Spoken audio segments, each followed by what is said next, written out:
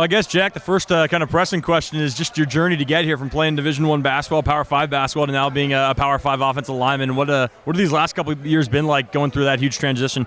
I love it. I can't be grateful enough for the support these guys have given me. They've really welcomed me into their family. It's been honestly a smooth transition for it being my first time playing. Obviously, there's some bumps, but that's adversity, and I'm eating it up. So. What's kind of been the first? What was kind of maybe the biggest thing you learned right away when you kind of made the transition to football and kind of just learning how to play this game?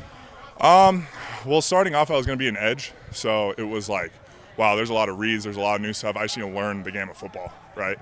Then switching to O-line, same thing, but starting over, but it was a little quicker because Coach Coop helped me understand like what's an A gap, what's a B gap, 5 techniques, stuff like that. So it was a bit smoother. Had guys like Liam and Abe who led the way for me, so it was awesome. And you had not played football prior to this, correct? Correct. Not even in high school or anything? No.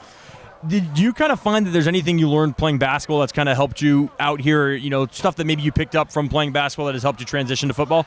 Yeah, just being an athlete. It introduced me to training, and that's what I love to do. Well, obviously now I love playing football, but I love being in the weight room doing stuff like that, and obviously that's beneficial for football.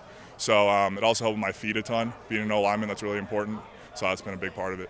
You kind of went from learning the game to now you're getting first-team reps here with that offensive line. I mean, just talk about kind of what that's been like in that part of the journey where you're going from, getting reps but then learning, but now getting big-time reps and really looking at a big role in the offense. Yeah, I had that in the back of my mind from the day I got here. I knew I had a long way to go, but I was ready to kind of take that on. So, it's just a blessing to be out here and to be able to make the most of it to an extent, and to try and keep that going is an awesome deal for me to be a part of. Why did you decide to transition to football?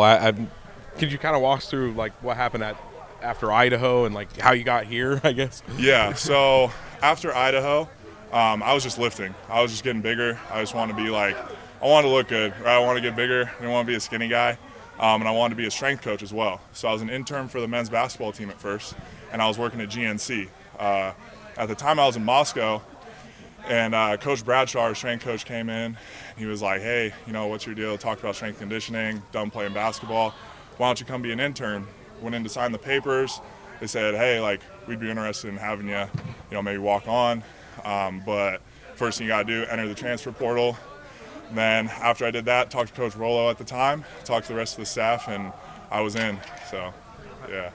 So, what else did you play at J. Sarah? Was it just basketball for the most part? Yeah. So I was at Junipero Sarah. J. Sarah is usually the one in Southern California. So I was in NorCal.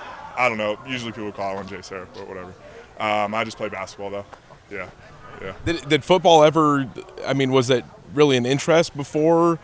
The whole move from Idaho to here? Yeah, I was just so far above the weight limit growing up that because I was tall. I wasn't necessarily big, but I was just extremely tall, and it put me that much over the weight limit.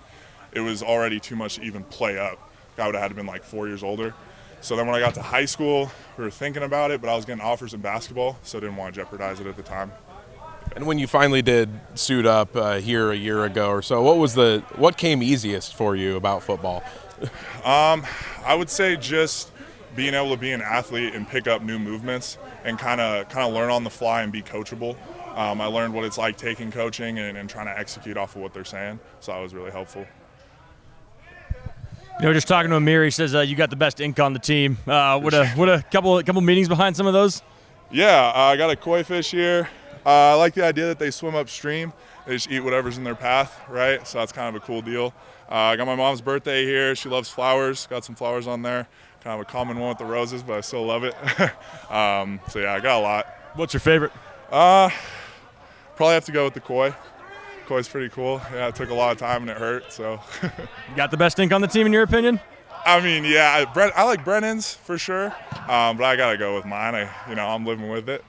One other story, just doing some on nicknames. Anyone have a cool nickname in your opinion on the team? Yeah, last year on scout team, Charles Waverly, he's number 76, I think.